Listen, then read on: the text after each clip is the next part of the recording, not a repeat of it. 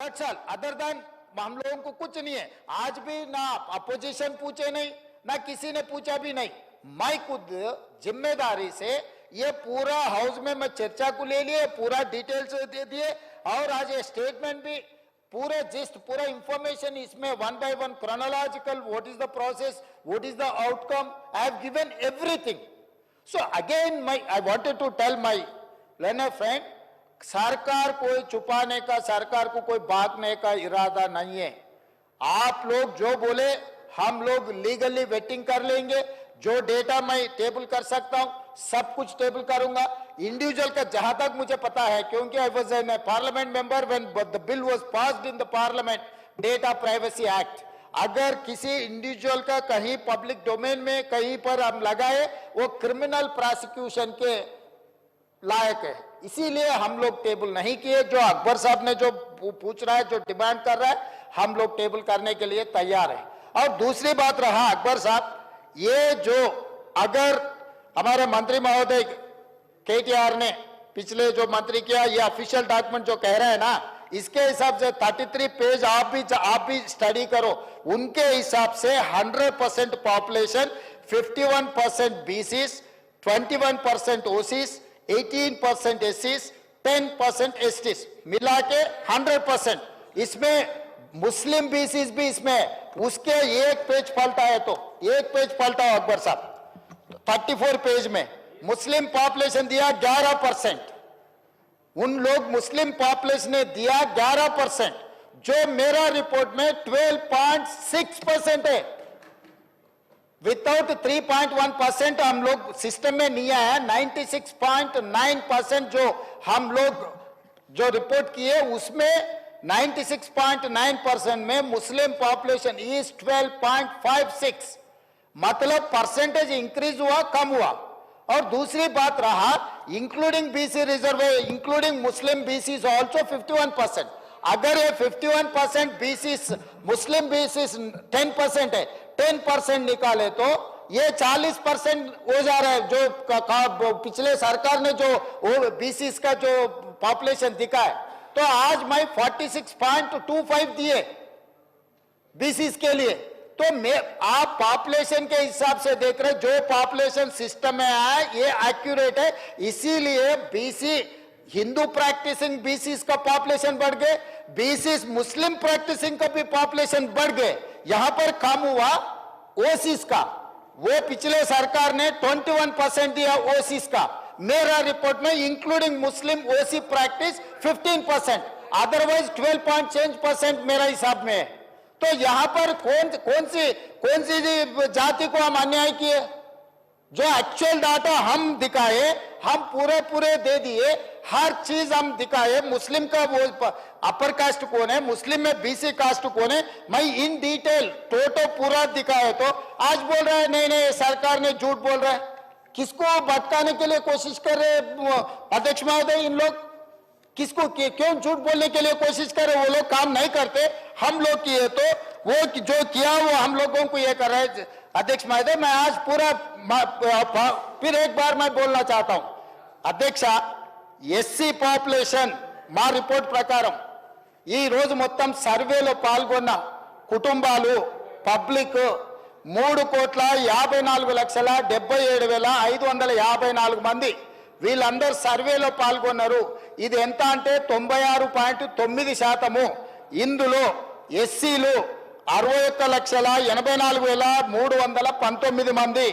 ఇది 17.43%. వాళ్ళు అంతకుముందు ఎస్టీల శాతం 10% చూపించారు అధ్యక్ష. ఈ రోజు ఎస్టీలు 37,05,929, 10.45. ముస్లిం ఎస్టీ పాపులేషన్ పెరిగింది అధ్యక్ష. బీసీలు మొత్తం బీసీల పాపులేషన్ అధ్యక్ష 1,64,09,179 మంది అధ్యక్ష. ఎంతలో 3,54,00,000 మందిలోనే 46.25% అధ్యక్ష. అదేవిధంగా ముస్లిం మైనారిటీలు బీసీ ప్రాక్టీస్ చేసేవాళ్ళు, బీసీల కింద ఉన్నవాళ్ళు 35,76,588, 10.08.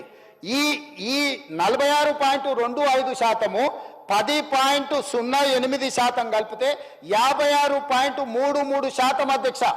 ఈ రోజు మొత్తం ఈ రాష్ట్రంలో ABCDE 5 కేటగిరీల కింద ఉన్న బీసీలు 56.33%.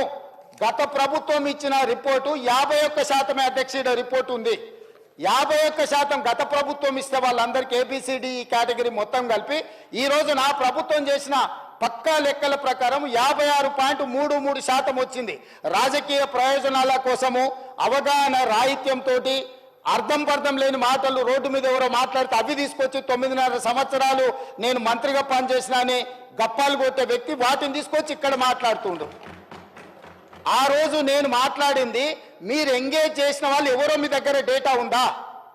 మీరు ప్రైవేట్ కాలేజీలలో అటెండర్ల నుంచి చిన్న చిన్న వాళ్ళని ఎవరినో ఊరు పేరు లేని వాళ్ళతో మీరు చేయించారు. 12 గంటలలో చేయాలని గొప్పల కోసం గప్పాల కోసం చేసిరు. మీరు లిమ్కా బుక్ రికార్డుల కోసం చేసిరు. లిమ్కా బుక్ రికార్డుకు పంపించి వీళ్ళు గొప్పలు పొడిచిండ్రు అని. లిమ్కా రికార్డుకు వీళ్ళు డేటా ఇస్తారు కానీ క్యాబినెట్కి ఇవ్వరు, తెలంగాణ అసెంబ్లీకి ఇవ్వరు అధ్యక్ష. వీళ్ళు ఇచ్చిన డేటా అధ్యక్ష. ఇది లిమ్కా బుక్ రికార్డుల కోసం లిమ్కాకు పంపించుకురు వీళ్ళు పొడిచిండ్రు అని. 10 సంవత్సరాలు ఎందుకు దాచిపెట్టిండ్రు అధ్యక్ష? ఎందుకు ఈ సభలో పెట్టలేదు? ఎందుకు క్యాబినెట్లో పెట్టలేదు? అంటే మంత్రుల మీద నమ్మకం లేదు, ప్రజాప్రతినిధుల మీద నమ్మకం లేదు, ప్రజల మీద నమ్మకం లేదు. మీరు మీ దగ్గర దాచిపెట్టుకొని మీ కుటుంబమే సమాచారాన్ని అడ్డం పెట్టుకొని అన్ని రకాల అరాచకాలు చేసి ఈరోజు ప్రభుత్వం చిత్తశుద్ధితోని ఒక మంచి పాలసీని తీసుకొచ్చినప్పుడు ఆ విషయం మాట్లాడుకుంటే 10 సంవత్సరాలు మీరు చేసిరు. లిమ్కా బుక్ రికార్డ్స్కి అవసరం ఉందా అధ్యక్ష? ఇది లిమ్కా రికార్డ్స్ ఈరోజు బీసీలకు న్యాయం చేస్తుందా? అంటే ఎట్లా తయారైంది అధ్యక్ష? అంటే వీళ్ళు ఎంతసేపు ఉన్నా ఉద్దర గప్పాలకు అలవాటు పడ్డారు అధ్యక్ష. ఎక్కడికక్కడ పొగడ్తల కోసం పేపర్లలో టీవీలలో నేను సెల్ఫీ దిగుతా, సెల్ఫ్ డబ్బాలు కొట్టుకుంటా, ఇవన్నీ నన్ను నువ్వు పోగుడు, నిన్ను నేను పోగుతా, నా ఇప్పు నువ్వు గోకు, నీ ఇప్పు నేను గోకుతా. ఎంతకాలం ప్రజల్ని మోసం చేస్తారు అధ్యక్ష? మాట్లాడలేకపోవచ్చు అక్కడ ఉన్న మా బీసీ మిత్రులు, కానీ వాళ్ళ మనసుకు తెలియదా ఈరోజు ఈ ప్రభుత్వం చేస్తున్న ప్రయత్నం? ఎవరైనా ఈరోజు ప్రతిపక్షాలు డిమాండ్ చేసిండ్రు అధ్యక్ష మమ్మల్ని? మేం బాధ్యత తీసుకొని ఈ ప్రక్రియ మొత్తం పూర్తి చేసి మంత్రివర్గంలో పెట్టి ఆమోదింపజేసి సభలో పెట్టి సభ ద్వారా మొత్తం దీన్ని ఆమోదించి వాళ్ళందరికీ స్థానిక సంస్థలలో కాకుండా విద్యా ఉద్యోగ ఉపాధి అవకాశాలలో రిజర్వేషన్లు పెట్టాలని మేం తాపత్రయపడుతుంటే మమ్మల్ని తప్పు పట్టేది ఏంది అధ్యక్ష? ఇదెక్కడ న్యాయము? ఇదెక్కడి పద్ధతి? మీ కుటుంబానికి నచ్చకపోతే ఇక బలహీన వర్గాలకు అసలు ఏం మంచి జరగొద్దా? ఈరోజు ఈ డాక్యుమెంట్ మీద నేను ఒకవేళ వాళ్ళు చర్చకు పెడదామంటే రేపు ఎప్పుడు చర్చకు పెడదామో చెప్పమని ఉంది అధ్యక్ష. దీనికి ఉన్న సాంకేతికత ఏంది, దీన్ని చేసింది ఏంది, దీన్ని ఎక్కడ కంప్యూటరైజ్ చేసిండ్రు, ఎక్కడి నుంచి తీసుకొచ్చిండ్రు, ఇదంతా ఇప్పటి వరకు ఈ డాక్యుమెంట్ అనేది ఏదో ఒక వెబ్సైట్లో ఎవరో పెడుతున్నారు. ఇది అధికారికంగా నేను ఎందుకు కోట్ చేయలేదంటే వాళ్ళు రేపు ఇది చేస్తే నువ్వు ఎక్కడి నుంచి తెచ్చినావు అని అడుగుతారు. సోర్స్ ఆఫ్ డాక్యుమెంట్ నేను చెప్పలేను. ఇప్పుడు 9.5 సంవత్సరాలు మంత్రిగా పనిచేసిన ద గ్రేట్ ఆయన ఎవరో మంత్రి గారు చెప్పినందుకు ఇప్పుడు ఇది అఫీషియల్గా నేను మాట్లాడుతున్నా అధ్యక్ష. ఇది ఎక్కడ పబ్లిక్ డొమైన్లో అధికారిక వెబ్సైట్లలో లేదు. కేవలం ఆ కుటుంబం వాళ్ళ ట్రెజరీలో పెట్టుకొని ఎన్నికలు వచ్చినప్పుడు ఈ వివరాలను వాడుకొని వాళ్ళు రాజకీయం చేసిరు. మేము అట్లా చేయడం లేదు. అక్బరుద్దీన్ ఓవైసీ గారు ఏదైతే ఈ నివేదికను అడిగినరో, నివేదిక 4 వాల్యూమ్ల రూపంలో ఉంది. 3 వాల్యూమ్స్ ప్రక్రియ విధానము చేపట్టింది, డీటెయిల్స్ ఉన్నాయి. 4వ వాల్యూమ్లో మాత్రం ఇండివిజువల్ వివరాలు ఉన్నాయి అధ్యక్ష. ఇండివిజువల్ వివరాలు ప్రజలకు ఇవ్వడానికి వీలు లేదు. ప్రభుత్వానికి ఆ వ్యక్తికి మధ్యలో ఉన్న సమాచారము ప్రభుత్వం కాబట్టి ప్రభుత్వం మీద నమ్మకంతో ఇచ్చారు. ప్రభుత్వం కస్టోడియన్. ప్రభుత్వం cannot disclose every document, every detail to every individual. So దయచేసి అక్బరుద్దీన్ ఓవైసీ గారిని అర్థం చేసుకోమని నేను అడుగుతున్నా. ఇండివిజువల్ డేటా కాకుండా మీకు ఏం కావాలన్నా మొత్తం ఇస్తాం, కంపెల్ చేసి టోటల్గా రిపోర్ట్ ఇస్తాం. మీకు ఇంకేమైనా అనుమానాలు ఉంటే కూడా నివృత్తి చేస్తాం. దయచేసి బీసీల జనాభా పెరిగింది మా సర్వేలో, మైనారిటీల జనాభా పెరిగింది మా సర్వేలో. మేము పక్కా సమాచారాన్ని సేకరించినాము. 2011 తర్వాత జనాభా లెక్కలు జరగలేదు.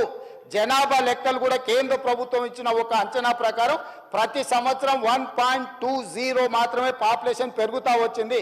పాపులేషన్ అనేది స్టెబిలైజ్ అయిపోయింది. చచ్చిపోయేటోళ్లకు పుట్టేటోళ్లకు ఉన్న గ్యాప్ లిమిటెడ్ ఉంది. Only 1.2% only the population is increasing year by year. That is why 2011 the population is 3 crore 50 lakhs plus. Today the population is 3 crore 70 lakhs plus. That's all. This is what actual report. Why should I reduce the population?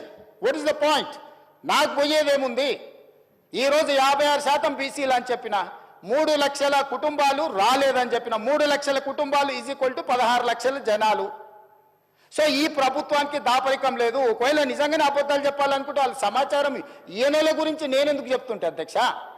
మీరు ఈరోజు మాట్లాడుతున్న మొత్తం నేను play చేసిన డాక్యుమెంట్తోనే మాట్లాడుతున్నారు. దయచేసి ప్రాసెస్ను మీరు తప్పు పట్టకండి, ప్రభుత్వ చిత్తశుద్ధిని తప్పు పట్టకండి. ప్రభుత్వం ప్రాసెస్ని పర్ఫెక్ట్గా చేసింది, ప్రభుత్వానికి చిత్తశుద్ధి ఉంది. దీన్ని ముందుకు వెళ్ళేటప్పుడు ఆ బలహీన వర్గాలకు ఎట్లు ఉపయోగిద్దాము, ఇంకా పకడ్బందీకి ఎట్లా అమలు చేద్దాము, రేపు జరగబోయే జనాభా లెక్కలలో దేశం మొత్తము బలహీన వర్గాల లెక్కలు ఎట్లా తీద్దాము, దానికి మీరు సూచన చేయండి, సలహాలు ఇవ్వండి, సహాయం చేయండి. మీరు అందరూ అండగా నిలబడితే తెలంగాణ ముఖ్యమంత్రిగా కేంద్ర ప్రభుత్వంతో నేను కొట్లాడతా. వెళ్ళి రాహుల్ గాంధీ గారికి చెప్తా, పార్లమెంట్లో నిలదీయండి, తెలంగాణ చేసింది దేశమంతా ఇట్లా చేయమని చెప్పుండ్రని. అంతే తప్ప మిత్రుడు పాయల శంకర్ గారికి నేను సూచన చేస్తున్నా, అబద్ధాల సంఘం చెప్పే అపోహల బాటలు పడకు మిత్రమా. ఇక్కడ ముఖ్యమంత్రి ఉన్నాడు, ఎప్పుడు కావాలన్నా అప్పుడు కలుస్తా నేను. మీకు ఏం కావాలన్నా మీకు అనుమానాలు ఉంటే నివృత్తి చేస్తా. నేను ఎప్పుడో ఒకసారి అమావాస పుణ్యానికి బయటకు కనిపిస్తాను కాదు, 24 గంటలు అందుబాటులో ఉంటాను. నీకు తెలుసు, నీ మిత్రులకు తెలుసు. నేను నచ్చినా నచ్చకపోయినా, ఒకవేళ నేను వ్యక్తిగా నచ్చవచ్చు నచ్చకపోవచ్చు, కానీ నేను మీ అందరికి అందుబాటులో ఉన్న ప్రజాప్రతినిధులకు 14 నెలలలో ఏ ఒక్కరోజైనా నేను సెలవు తీసుకున్నానా? ఏ ఒక్కరోజైనా ఎవరైనా వస్తే కలవలేదా? కాబట్టి ఈరోజు ఈ సమాచారానికి సంబంధించి కూడా మా మంత్రివర్గం, కమిటీ చైర్మన్, లేకపోతే మా డిప్యూటీ సీఎం గారు, మా లెజిస్లేటివ్ ఆఫీస్ మినిస్టర్ గారు, అదర్వైజ్ ఆఫీసర్స్, మీరు ఏం కావాలన్నా సభలోనే కాదు సభ తర్వాత కూడా మీరు రాండి. ఫైనల్గా నా సూచన ఏంటంటే, ఎవరైతే ఇందులోకి రాలేదో, ఈ సర్వేలో భాగస్వాములు కాలేదో, ఇప్పటికైనా జనజీవన స్రవంతిలోకి రాండి. చంద్రశేఖరరావు గారికి, తారక రామారావు గారికి, హరీష్ రావు గారికి నేను విజ్ఞప్తి చేస్తున్నా, దయచేసి మా శ్రీనివాస్ యాదవ్ గారి మనసును అర్థం చేసుకోండి. ఆయన మనసు, ఆ పక్కలున్న మా మిత్రుడు గంగుల కమలాకర్ కూడా బాధపడుతున్నాడు. అరే మా బీసీల కోసం ఒకసారి లెక్కలేసినప్పుడు మా సార్ లెక్కలకి వస్తలేడు, ఎల్లుండి పొద్దుగాల మేము ఏం మాట్లాడతామని. దయచేసి నేను మిమ్మల్ని కోరుకుంటున్నా మిత్రులారా.